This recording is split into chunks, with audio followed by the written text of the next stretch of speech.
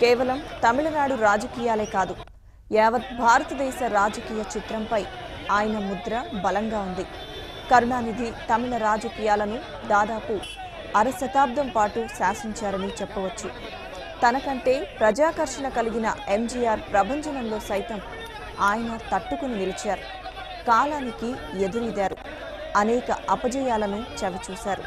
అయినా మొక్కవోని ఆత్మవిశ్వాసంతో తమిళనాడు పగ్గాలు అందుకున్నారు. ద్రవిడ సంస్కృతి పరిరక్షణకు అహర్హం శ్రమించిన నిత్య హాలికుడు కరుణానిధి.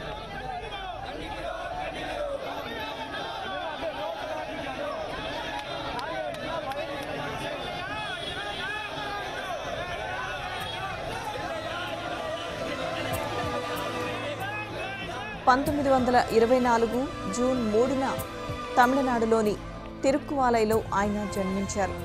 బాల్యంలో ఆయన పేరు దక్షిణామూర్తి. బాల్యంలోనే నాటకాల రచన, సాహిత్యంపై మొగ్గు చూపించేవారు. అప్పట్లో జస్టిస్ పార్టీ నేతృత్వంలో సాంఘిక సంస్కరణ ఉద్యమాలు బలంగా ఉండేవి. వీటి ప్రభావంతో విద్యార్థిగా ఉన్నప్పుడే మరికొందరు సహచరులతో కలిసి ఆల్ స్టూడెంట్ క్లబ్ అనే సంస్థను నెలకొల్పారు. ద్రవిడ ఉద్యమంలో ఇదే తొలి విద్యార్థి సంఘం కావడం గమనార్హం. కల్లుకుడిలో జరిగిన ఉద్యమంలో ఆయన చురుగ్గా పాల్గొన్నారు.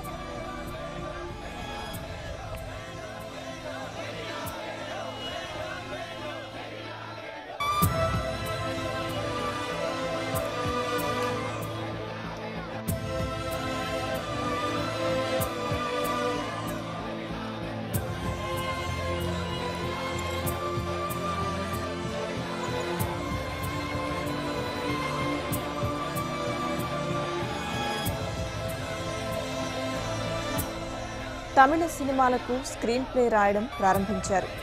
పరాశక్తిలో సంప్రదాయవాదాన్ని తప్పుబట్టారు. అదే సమయంలో అంటరానితనం, జమీందారీ వ్యవస్థకు వ్యతిరేక పోరాటం, ఆత్మాభిమానం తదితర అంశాలపై ఆయన రాసిన రచనలు సినిమాల్లో అస్త్రాలుగా మారాయి. నాస్తికవాదానికి మద్దతుగా అనేక రచనలు చేసేవారు.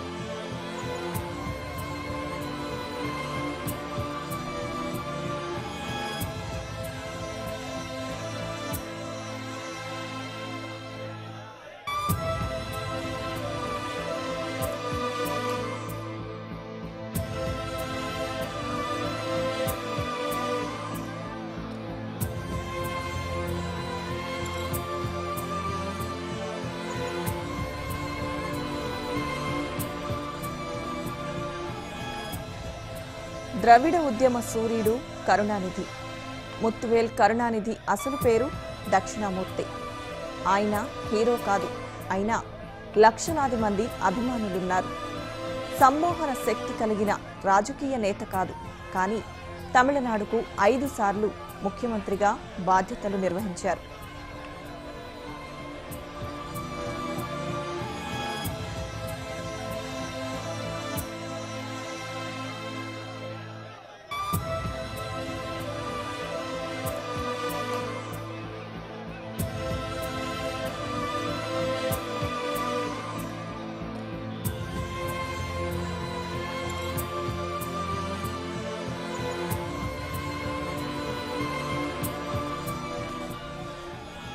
కేవలం తమిళనాడు రాజకీయాలే కాదు, యావత్ భారతదేశ రాజకీయ చిత్రంపై ఆయన ముద్ర బలంగా ఉంది. కరుణానిధి తమిళ రాజకీయాలను దాదాపు అరశతాబ్దం పాటు శాసించారని చెప్పవచ్చు. తనకంటే ప్రజాకర్షణ కలిగిన ఎంజీఆర్ ప్రభంజనంలో సైతం ఆయన తట్టుకుని నిలిచారు. కాలానికి ఎదురీదారు. అనేక అపజయాలను చవిచూశారు. అయినా మొక్కవోని ఆత్మవిశ్వాసంతో తమిళనాడు పగ్గాలు అందుకున్నారు. ద్రవిడ సంస్కృతి పరిరక్షణకు అహరహం శ్రమించిన నిత్య హాలికుడు కరుణానిధి.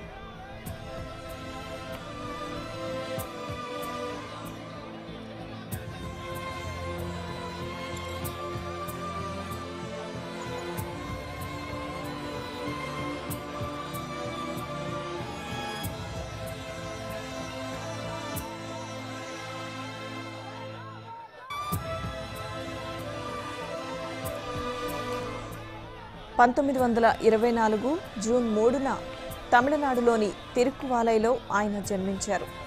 బాల్యంలో ఆయన పేరు దక్షిణామూర్తి. బాల్యంలోనే నాటికల రచన, సాహిత్యంపై మొగ్గు చూపించేవారు.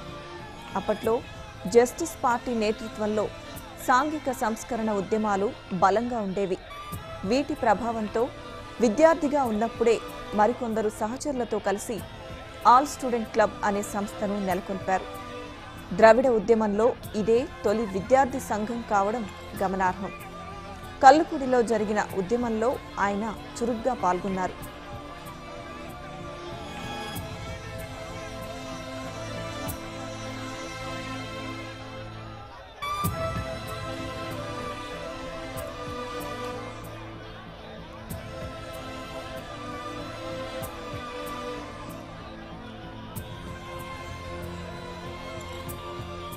తమిళ సినిమాలకు స్క్రీన్ ప్లే రాయడం ప్రారంభించారు. పరాశక్తిలో సంప్రదాయవాదాన్ని తప్పుబట్టారు. అదే సమయంలో అంటరానితనం, జమీందారీ వ్యవస్థకు వ్యతిరేక పోరాటం, ఆత్మాభిమానం తదితర అంశాలపై ఆయన రాసిన రచనలు సినిమాల్లో అస్త్రాలుగా మారాయి. నాస్తికవాదానికి మద్దతుగా అనేక రచనలు చేసేవారు.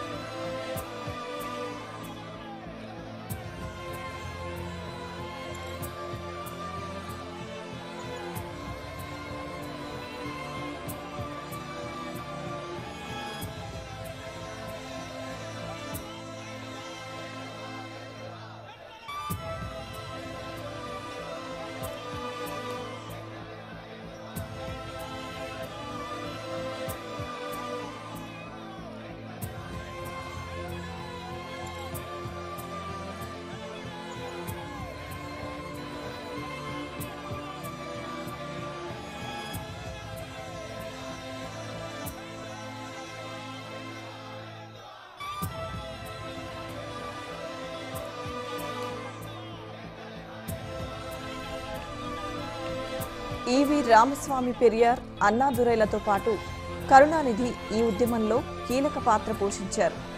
1957లో జరిగిన అసెంబ్లీ ఎన్నికల్లో 33 ఏళ్ల వయస్సులో ఆయన తొలిసారిగా ఎన్నికయ్యారు. అప్పటి నుంచి 2016 వరకు జరిగిన అసెంబ్లీ ఎన్నికల వరకు ఓటమి అన్నది చవిచూడలేదు. ద్రవిడ మున్నేట్ర కళగం స్థాపనలో కీలక భూమిక వహించారు కరుణానిధి.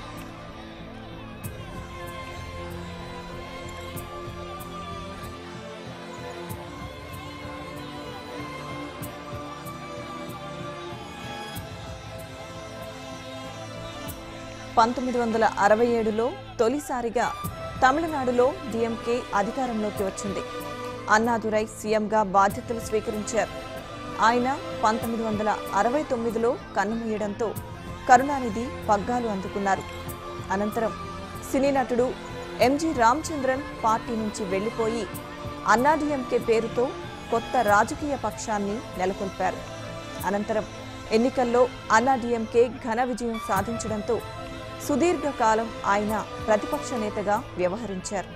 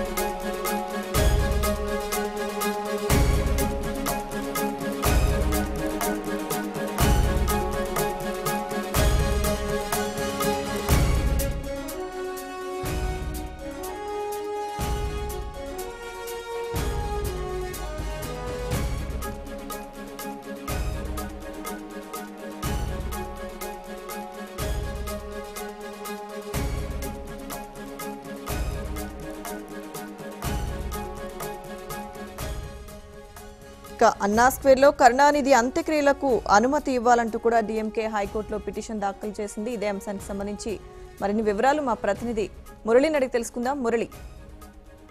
Thank you Lakshmi Durga. ఇటు తమిళనాడు మాజీ ముఖ్యమంత్రి దివంగత కరుణానిధి మృతి చెందిన తర్వాత ప్రస్తుతం అక్కడ కొంచెం ఇబ్బందికర వాతావరణం అయితే కనిపిస్తున్నటువంటి పరిస్థితులు కనిపిస్తున్నాయి. ఆయన అంతిమ సంస్కారాల విషయంలో స్థలం వివాదం భారీ స్థాయికి చేరుకుంది. మెరీనా బీచ్ కి సమీపంలోని అన్నా స్క్వేర్ లో ఆయనకి సంబంధించినటువంటి అంతిమ సంస్కారాలు పూర్తి చేయాలని చెప్పి డిఎంకే నేతలు కార్యకర్తలు పట్టుబడుతున్నారు. అయితే తమిళనాడు ప్రభుత్వం గతం నుంచి కూడా తీసుకుంటే అక్కడ ఇటువంటి అంతిమ సంస్కారాలు చేయడానికి పర్యావరణ ముప్పు వాటిల్తుందని, పర్యావరణ ఇబ్బందులు వాటిల్తాయని చెప్పి ప్రభుత్వం చెప్తున్న నేపథ్యంలో దానికి పర్మిషన్ ఇవ్వని పరిస్థితులు ఎదుర్కొన్నాయి. అయితే ఈ నేపథ్యంలో కావేరీ హాస్పిటల్ ఎదుట కార్యకర్తలు అభిమానులు భారీగా కూడా ఆందోళన మాడిపట్టారు. మెరీనా బీచ్ కి సమీపంలో ఉన్నటువంటి అన్నా స్క్వేర్ వద్దే కరుణానిధి అంతిమ సంస్కారాలు పూర్తి చేయాలంటూ డిమాండ్ చేస్తున్నటువంటి పరిస్థితులు అక్కడ కనిపిస్తున్నాయి. అయితే ఇదే నేపథ్యంలో హైకోర్టును డిఎంకే నేతలు ఆశ్రయించారు. హైకోర్టును ఆశ్రయించినటువంటి డిఎంకే నేతలు, డిఎంకే తరఫున న్యాయవాదులు ఒక హైకోర్టులో పిటిషన్ వేశారు. మద్రాస్ హైకోర్టు దీన్ని వెంటనే అర్ధరాత్రి విచారణ చేపట్టాలని చెప్పేసి చెప్పడంతో ఇవాళ రాత్రి 11:30 గంటలకు ధర్మాసనం ప్రత్యేకంగా అక్కడ సమావేశమై దీనిపైన విచారణ చేపట్టనుంది. తుది నిర్ణయం కూడా తీసుకునే అవకాశాలు కనిపిస్తున్నాయి. ఏదేమైనప్పటికీ ప్రధానంగా తీసుకుంటే తమిళనాడులో అన్నా స్క్వేర్ అనేది ప్రధానమైనటువంటి విషయంగా చెప్పుకోవచ్చు. గతంలో తమిళనాడు ముఖ్యమంత్రి జయలలిత మరణించిన తర్వాత కూడా ఇలాంటి సంఘటన ఎదురైనటువంటి పరిస్థితులు కనిపిస్తున్నాయి. అయితే ఇదే క్రమంలో అన్నా స్క్వేర్ విషయంలో అక్కడ అంత్యక్రియలు చేపడితే పర్యావరణానికి ఇబ్బందులు తలెత్తుతాయని చెప్పి ప్రభుత్వం కానీ అక్కడ ఉన్నటువంటి గ్రీన్ ట్రిబ్యునల్ కానీ చెప్తున్నటువంటి పరిస్థితులు కనిపిస్తున్నాయి. అయితే ఈ నేపథ్యంలో ఉన్నట్లుండి కరుణానిధికి సంబంధించినటువంటి అంతిమ సంస్కారాలు ఖచ్చితంగా కూడా అన్నా స్క్వేర్ కి దగ్గర ఏర్పాటు చేయాలని చెప్పేసి డిఎంకేకి సంబంధించినటువంటి కార్యకర్తలందరూ ఒక్కసారిగా కావేరీ ఆసుపత్రి వద్ద భారీగా ధర్నాకు కూర్చున్నారు. నినాదాలతో ఈ ప్రాంతం అంతా హోరెక్కిన నేపథ్యంలో డిఎంకేకి సంబంధించినటువంటి న్యాయవాదులందరూ కూడా ఒక్కసారిగా హైకోర్టులో పిటిషన్ దాఖలు చేయడం జరిగింది. ఈ పిటిషన్ ని వెంటనే విచారణ చేయాలి అర్ధరాత్రి అని చెప్పి ఆదేశాలు రావడంతో మరి కాసేపట్లో 11:30 గంటల సమయంలో దీన్ని మద్రాస్ హైకోర్టు విచారణ చేపట్టి ఎక్కడ అంతిమ సంస్కారాలు చేయాలనే దానిపైన మాత్రం విచారణ చేపట్టే అవకాశం కనిపిస్తోంది. లక్ష్మీ దుర్గా. రైట్ మురళి.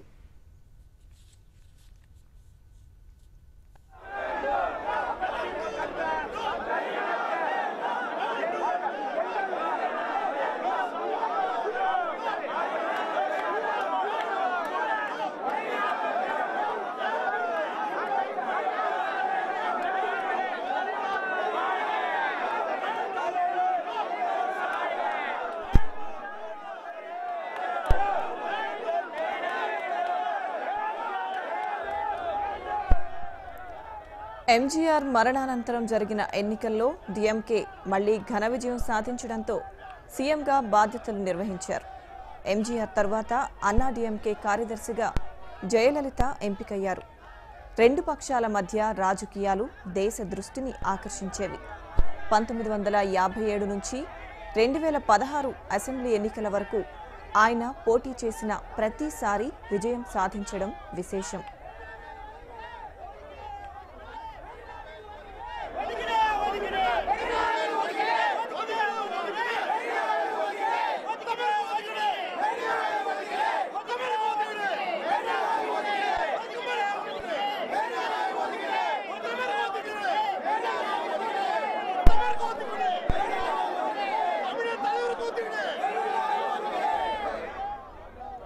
తమిళ రాజకీయాల్లో ఉద్వేగాలు ఉంటాయి. పరిస్థితులకు అనుగుణంగా ఆయన వ్యూహాలు రచించేవారు. ఒకసారి సార్వత్రిక ఎన్నికల్లో భాజపా హవాను ఆయన ముందే ఊహించారు. వెంటనే చిరకాల మిత్రపక్షం కాంగ్రెస్ను వదిలి భాజపాతో సీట్ల సర్దుబాటు చేసుకున్నారు. అనంతరం భాజపాకు గుడ్ బై చెప్పి కాంగ్రెస్కు స్నేహహస్తం అందించారు. పెద్ద పెద్ద రాజకీయ పండితులు కూడా పసిగట్టలేని పరిస్థితులను ఆయన ముందుగానే గుర్తించేవారు. 2004 నుంచి 2014 వరకు యూపీఏలో కీలక భాగస్వామిగా వ్యవహరించారు. 2009లో తమిళ టైగర్లపై శ్రీలంక సైన్యం చేపట్టిన సైనిక చర్యను నిరసిస్తూ నిరాహార దీక్షకు దిగడం సంచలనం సృష్టించింది.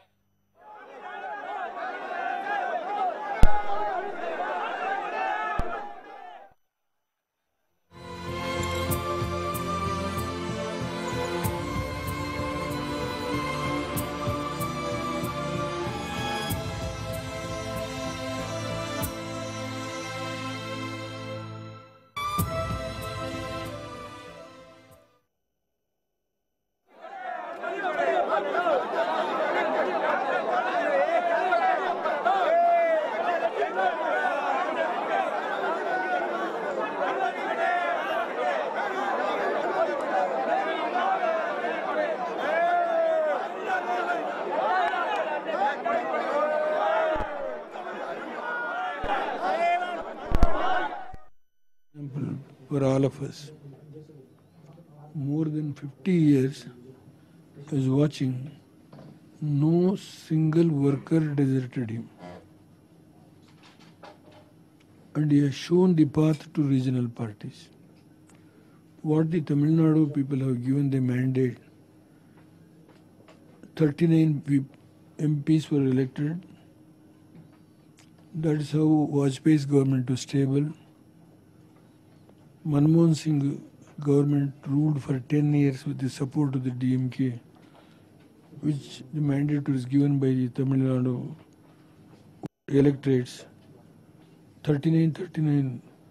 That is how 15 years DMK support Vajpayee government completed its full term.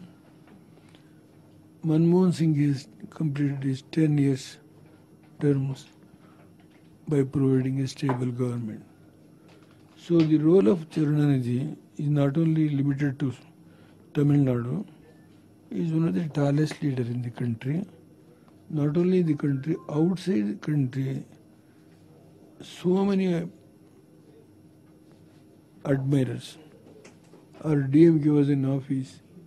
Both the parties have came together, fought together to protect the interests of Tamil Nadu. That's my bitter experience. Is not being respected only in Tamil Nadu, but being respected across the country. In his loss, as I said, the country has lost one of the tallest leaders, and it's very difficult to fill up the vacuum which has been created after his death.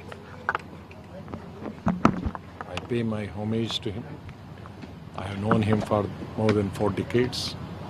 When I was Youth Congress leader, since then I know him and his entire family. It's a personal loss to me. As a matter of fact, my entire family knows him.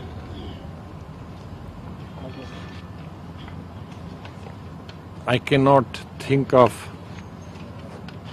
going Tamil Nadu and not seeing Karunanidhi ji again. I pray God that may his soul rest in peace.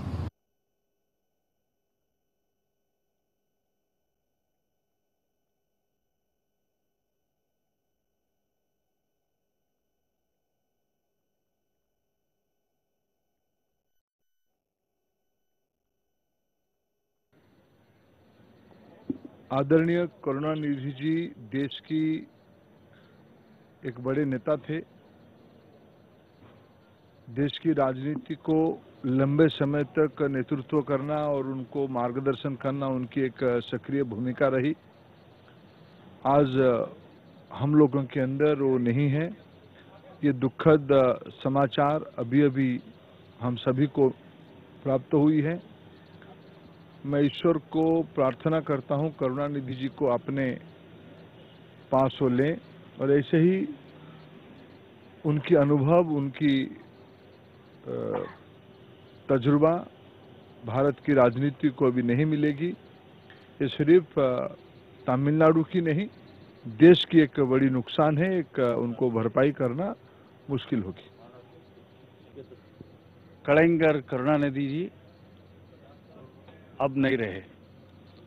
वो 6 बार तमिलनाडु का मुख्यमंत्री रहे और दक्षिण भारत के और देश के राजनीति में उन्होंने अहम भूमिका निर्वाह किया। बहुत ही लोकप्रिय नेता और खास करके गरीब पिछड़े लोगों का वो बहुत ही चाहने वाले ऐसे लोगों के बारे में, लोगों के मन में धारणा थी। और पिछले 5 दशकों के तमिलनाडु के राजनीति में करुणानिधि अपने अलग सा एक छाप छोड़ करके दिया है। उनका निधन से हम सभी बहुत दुखी है और शोक भरे मन से मैं उनको श्रद्धांजलि अर्पित करता हूं और उनके परिवार वालों को और एक बहुत बड़ा उनका जो फॉलोअर्स है, अनुयायी है, उन सबको ये दुख भरने की ताकत भगवान दे, ये प्रार्थना करता हूँ। It's a sad day for Tamil Nadu and also the entire country because Sri Karunanidhi, though we may have political differences with me, he was a great leader and he has made several decisions which has brought the Tamil Nadu state on the path of development. So I, on behalf of myself and on behalf of the party, I condole his death and I pray Almighty that his soul may rest in peace. But however, his relation with the BJP was also there for some time during Vajpayee's time. And we had been partners in alliances during the Vajpayee time and NDA rule. And he was a very great asset in that time during Vajpayee's period. And I feel that Tamil Nadu people will take his death in a courageous manner. And he has a large number of following in Tamil Nadu. However, I once again, on my behalf and on behalf of the party, I condole his death. He was known as Kalangar. He was called like that in Tamil Nadu. His followers used to. And really, he was a great leader, no doubt. And for so many years, he worked for downtrodden. He worked hard, not only for his party, but as to whole Tamil Nadu as such. He gave a hard and good leadership. And really, it is a great loss, not only to Tamil Nadu itself, not only to one state, because you know leaders, you don't get leaders in, as it is, it takes so much time for that, to have one leader, one strong leader. So it is a great loss for a whole country also, that we have lost a strong leader, we have lost a strong worker for downtrodden people, for poor people, we have lost such a worker, and we have lost a eminent person in the country. So that is a loss to the country, and I really I pay my homage to him, and I console all people in Tamil Nadu and in country who were his followers. Thank you. Karunanidhi is a very senior leader. We lost him. I condone his death, and my heartfelt Shraddhanjali to him.